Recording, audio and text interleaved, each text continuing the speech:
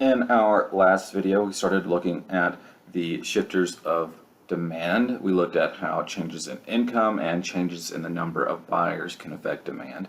In this video, we're going to kind of wrap up the shifters of demand, and we're going to start by talking about the price of related goods. All right, so the changes to the price of related goods can affect the demand for the good we're looking at. But there are two types of related goods that we have to talk about. The first is the substitute. All right, so a substitute is a good that can be used interchangeably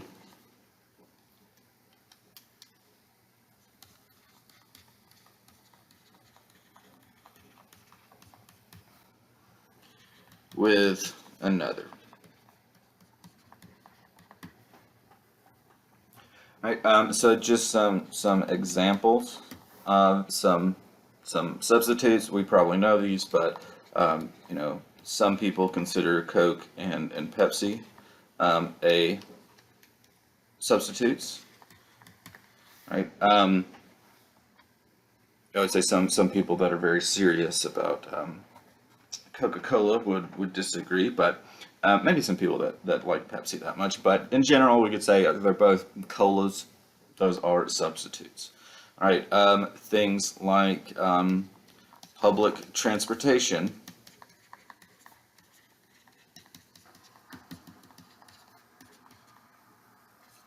versus having a car. Right, those would be substitutes as well.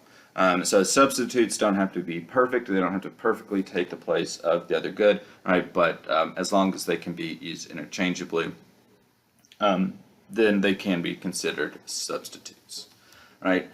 So when we're looking at how the price of a substitute affects the good we're looking at, right? It is important to remember that we're not talking about the price of the good we are looking at that's in our market.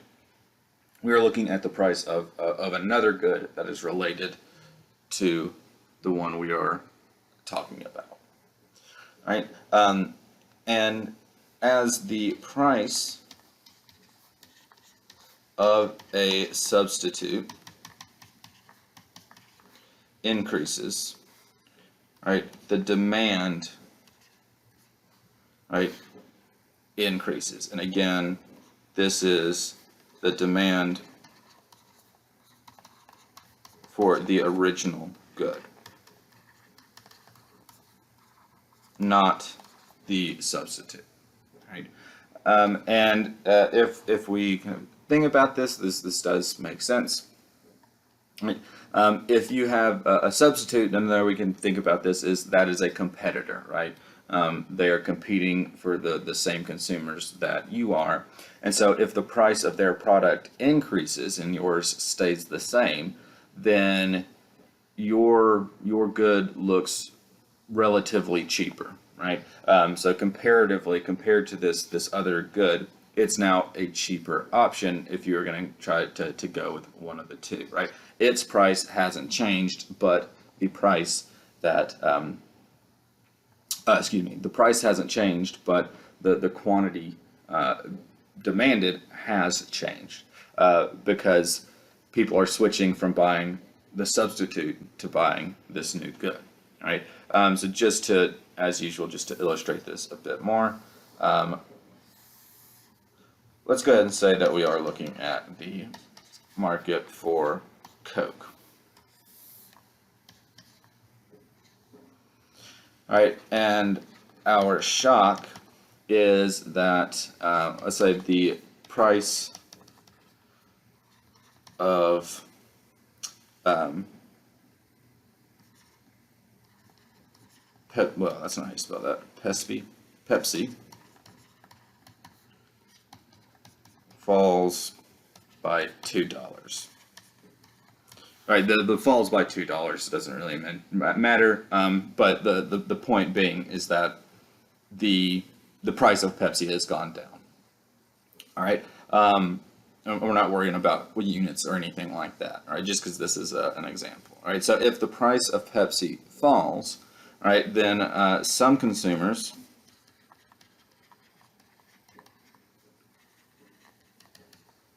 switch from Coke to Pepsi.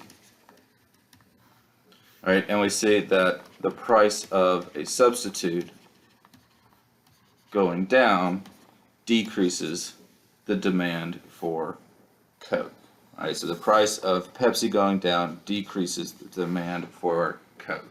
All right, again, because now that Pepsi is cheaper, some consumers are going to say, oh, hey, look how much cheaper Pepsi is. I'm going to buy Pepsi instead of Coke. All right, the price of Coke doesn't change, but the quantity demanded does go down. And we see that curve shift to the left.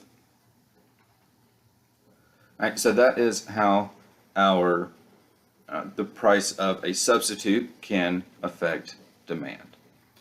Now let's look at how the other related good affects demand. All right, and that other related good is the complement. All right, so a complement is a good that is used with another good.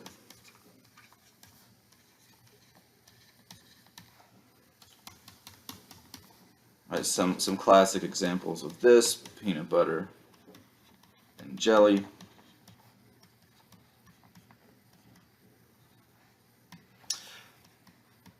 Some people say right and left shoes. You know, those definitely are complements. They are used together. Most people don't buy just a right shoe or a left shoe. Another one, a student said, is shampoo and conditioner. Right? Most of the time, people buy those together at the same time, even if you don't use them at the same rate.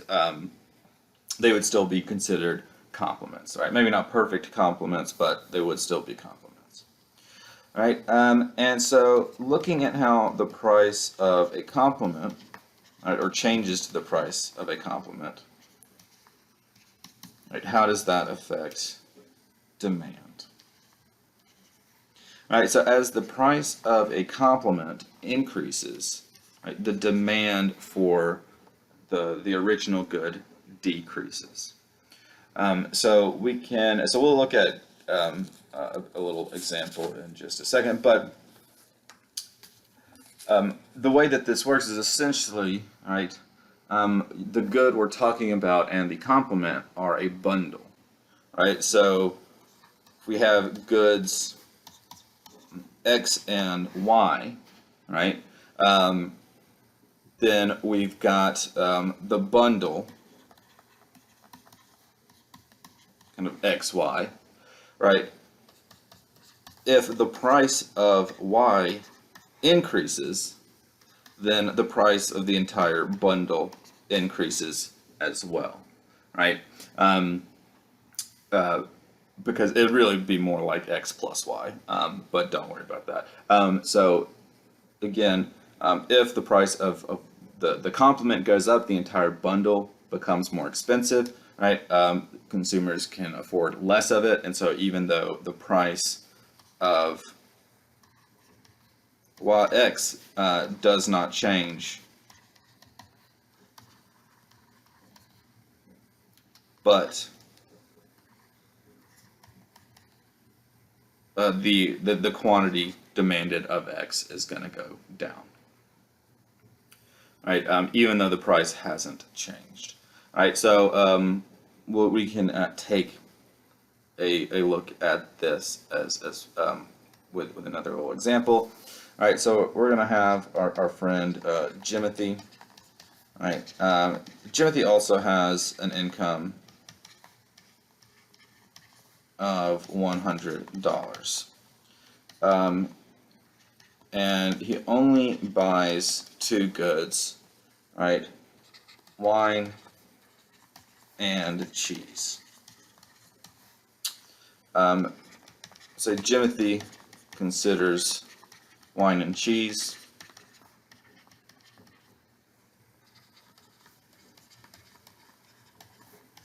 to be perfect complements.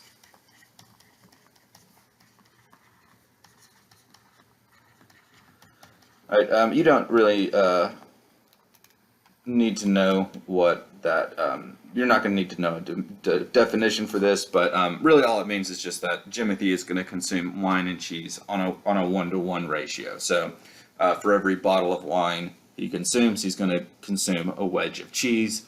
If he doesn't have both a bottle of wine and a wedge of cheese, he won't just consume what he has lying around. That is the idea here. All right, so let's suppose that the price of wine is $15 and the price of the wedge of cheese is $10. All right, so the price of our bundle is $25. All right, and Jimothy can afford 4 bundles at this price.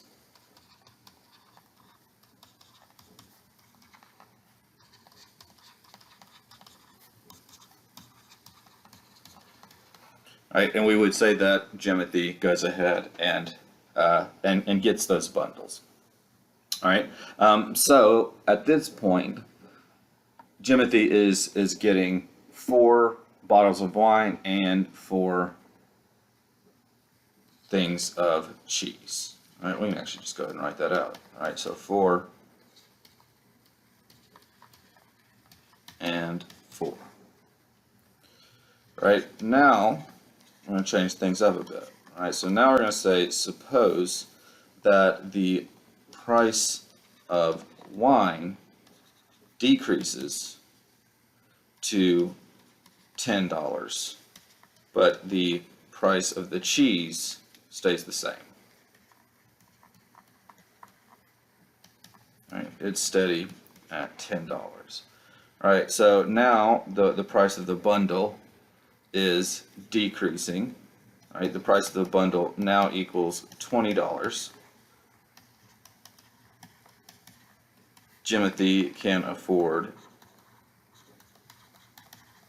5 bundles. All right, and so we can see, all right, the quantity of wine, all right, is 5, and the quantity of cheese is also 5. All right, now when we look at this, all right, we can see that the price of cheese, all right, did not change, all right, but the quantity demanded of cheese did. All right, so for our for Jimothy, all right, demand of our cheese, right, has increased, right? The quantity demanded has increased, even though the price hasn't.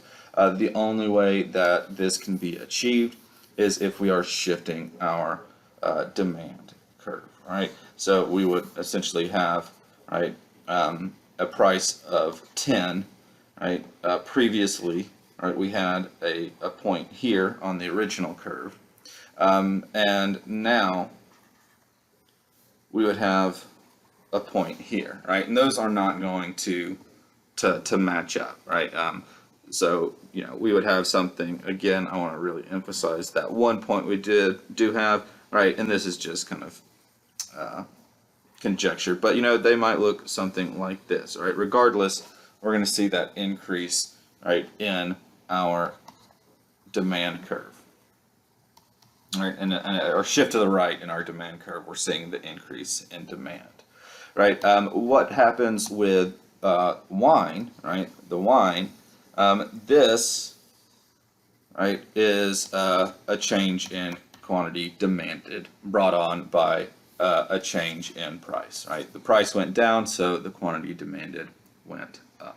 Right, but again, if the price of a complement decreases, or excuse me, we'll just go with increases. So if the price of a complement increases, then the bundle as a whole is more expensive, right? And less of it can be bought, and that it decreases the quantity of the good we're looking at in our kind of just recent example.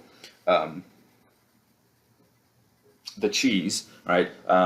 Even though the price of the cheese didn't go up or didn't change, right? The quantity demanded did, and that can only be done through a shift in demand. All right. But that's it for the how the prices of related goods are going to affect the demand of a good. Now we're going to talk about expectations. All right. So there's have two facets of this. All right. One is based on prices. All right. So future prices. So if consumers expect prices in the future to go up, right, then the demand for the good will go down. All right, and specifically, this is the demand for today, right, not the future demand. Right, so if we're expecting the price to be higher in the future, right, the today we're going to buy more of the good, right, and that also makes sense. Right, we don't want to pay more for something than we have to, right, and so if we can get around that, we will. All right, for example, right, kind of gas runs, but really just any kind of run falls under this category, right? So a gas run, just people going and trying to buy gas, and kind of in a panic. We've seen this, several times. But the idea here is that, hey, usually it's prodded on by some disaster, either a natural disaster that messes up the refineries and halts production, or something like the Colonial gas line pipeline getting hacked, or that's not what happened, but anyways, this isn't a CIS class, so we're not going to worry about that. All right. But people, when things like that happen, oftentimes I will even still get a call from my dad telling me that what's happening is happening, and then telling me to go get gas today because the price might go up in the future. All right. So again, if we're expecting those future prices to increase, we're going to increase our demand today. Also, of course, the other way kind of runs true as well. If we expect future prices to drop, then our demand today will. You know what? I had this written in my notes wrong. All right, so I want to be very, very clear. All right, so if we expect the future price to go up, right, demand will increase, right? Originally I wrote decrease, and that is incorrect, right? So they would increase. Again, that kind of, the story bears that out, in that if we expect the price to go up today, right, then we're going to go buy more gas today, all right? So I said it correctly. I think I just wrote it down wrong, but I want to make sure everybody sees that this, that we're talking about demand going up. All right, with regards to sales, right? If there's a sale coming up, or if you're approaching like a Labor Day or Memorial Day, especially if you're thinking about buying a car or a household appliance, right? Most of us will just wait until those sales get here instead of buying today. All right, so we expect the prices to go down, and so we decrease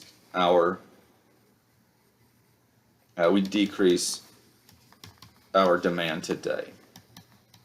There are also some non-price expectations that can affect demand. My favorite example of this is snow in the South.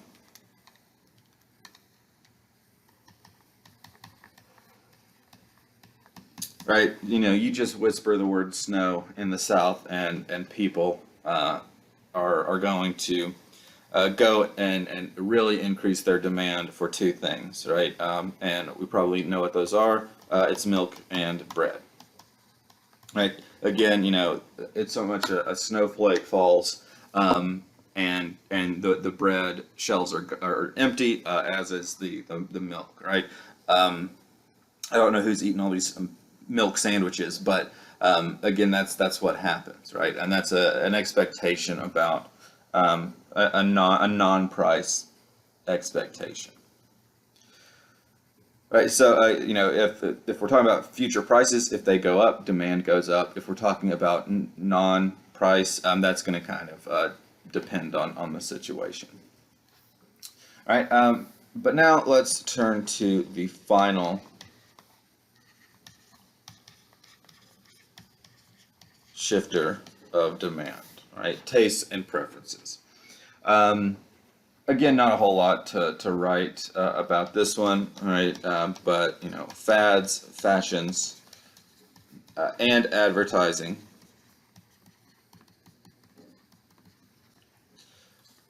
can change demand. All right, so if something becomes fashionable, the demand for it is obviously going to increase. If it falls out of fashion, that's going to decrease as well. I don't really know what's fashionable, but at some point hammer pants and pogs were extremely fashionable is maybe a stretch, but they were fads at the very least. And so their demand was probably very high, much higher than it was before. And since they're no longer really in vogue, I guess you could say, the demand has fallen off sharply, I would say, right? So really, the only thing we could say here is that if there is a positive change